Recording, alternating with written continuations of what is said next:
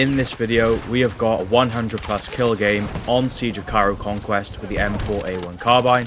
As always, stick around in this video. In just a moment's time, I'm going to flash up the customization on screen. We'll go through why I use them and why I think they're the best attachments for this gun. We'll go into the pros and cons of the gun, and then we'll go through some of the clips in this game when we get to it, in terms of what I'm doing to be able to run around and do as good as I have done. So let's first have a look at the attachments. So for the attachments, starting off, we have the iron sight, then we have the improved mag catch, then the soft point ammunition, then the 36 round magazine, then the 6H64 vertical grip, then the 14.5 inch carbine barrel, and lastly the standard suppressor. So firstly, I've gone with the iron sights. Now, a lot of the sights in Battlefield 6 are super clean on the iron sights and are going to be the lowest cost in terms of points out of the 100 points you can use to put attachments on the gun. Not only that is it because it's low cost and a clean iron sight, but also because a lot of the maps which we've played so far, specifically in the beta, on Cairo, Gibraltar and the New York map, they're all extremely close range. You do not need high magnification zoom sights or scopes, so the iron sight is perfect. Secondly, we have the improved mag catch, which is simply just going to increase the reload time slightly, so you're almost at below 2 seconds for a reload time, which is one of the faster reloads out of all the guns we've seen so far in Battlefield 6. Again, you can't go wrong with a faster reload on an aggressive gun. Next, we have the soft point ammo rounds, which is going to increase the headshot damage multiplier up to 1.7 times versus what it would be originally at 1.3 times. This is a attachment which I would recommend you put on any gun you possibly can, and basically put on whatever bullets you can, the most expensive ones, which are going to increase that damage multiplier the most. It's going to massively reduce the time to get a kill on whatever gun you're using, and if you don't use it, you're going to lose a lot of gunfights. So it's a must-have at the moment in Battlefield 6. Next, we have the magazine attachment, of which I've got the 36 round mag. You can get a 40 round mag, but due to the combination of the attachments which I've currently got on the gun, this is the best one and largest magazine size you can go for, with the combination of the other attachments and keeping the gun performing the best you possibly can. So you can't really complain when you get 37 total rounds with the additional chambered round. Along with a faster reload time, you're not really going to feel a difference of 3 or 4 bullets if you were to go for the slightly larger mag size. So again, larger mag size as possible, and this will increase your kill potential per magazine. Next up, we have the grip, and of course, as I've shown, you have the 6H64 vertical grip on this gun. And if you've seen my previous videos, at the moment, I'm recommending to always go with the most expensive vertical grip that you possibly can. Due to the randomness of the bloom and the recoil in this game, you want to try and use the vertical grips that are the most expensive ones as possible, as these are the ones that are going to increase your stats of control, precision and mobility, which is going to reduce that effect of the bloom, and of course will increase your accuracy the most. The AZS times are really not that slow in this game. I don't feel like you need them, and so angled grips at the moment are not really any better than using the vertical grips.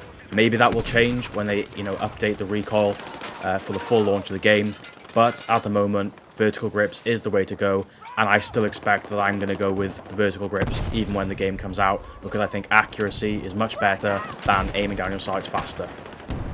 Moving on, we have the 14.5 inch carbine rifle barrel. Again, here, when it comes to the barrels of the guns, I'm pretty much going for whichever one is going to increase the bullet velocity and improve performance at long range. Of course, a faster bullet velocity means the bullets are going to hit the target faster, and it's going to mean a faster time to kill, and it will increase your accuracy at long range because you're not having to lead targets as much, and it gives you more of time in effect to be able to just simply aim at the enemy's body and not be guessing the speed of which they're moving, running, walking, whatever it is, side to side, and therefore leading the target. And lastly, we have the suppressor, probably the best attachment in Battlefield 6 at the moment, thanks to your red dot appearing on the minimap when you fire with an unsuppressed weapon, which results in you being swarmed by multiple enemies within 5 seconds of you actually shooting the gun, or even results in you being swarmed and killed before you can even get your first kill. So the suppressor, absolutely vital. Key advantages, of course, you know, it is more silent, so it's harder for enemies to track where the sound is coming from. Again, you also don't get the red dot appearing on the map, so people aren't going to track you down instantly. You know, it actually makes flanking possible. And lastly, the enemy does not get a red hit indicator to show the direction of which you have shot them from, which again gives you more time to get a kill before they start to turn, notice where you are shooting from, and therefore challenge you. So the suppressor, the absolute most key attachment in the game. It is quite expensive, often at 25 or 30 points. I would always pretty much at the moment suggest going for the suppressor first and to take the disadvantages of accuracy or whatever else it be, because it is the best attachment in the game. It's going to keep you alive the longest. So, in terms of the pros and cons of the gun, starting off with the cons, of which I really can't pick out anything specific, there's the obvious, that the gun is obviously made for close to medium range. It's an aggressive gun, and therefore it's not going to be very good at long range.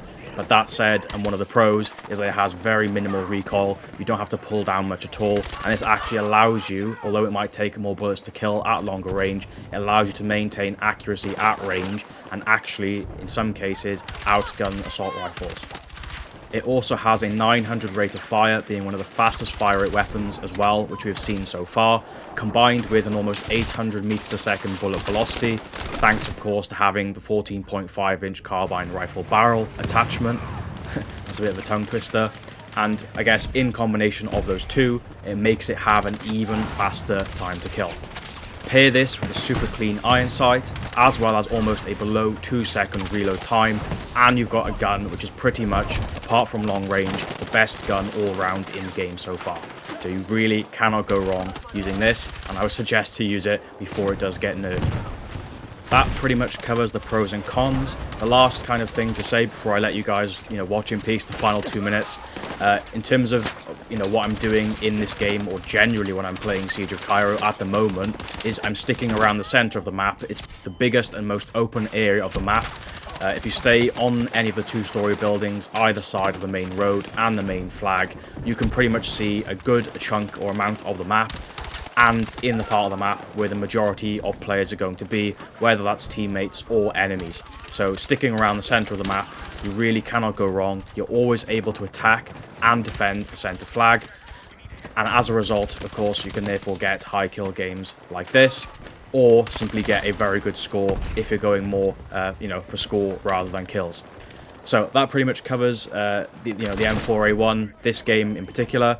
I've got another 100 plus kill game with the AK Carbine, which I will release at some point. So yeah, please smash like for me, and I will see you on the next video.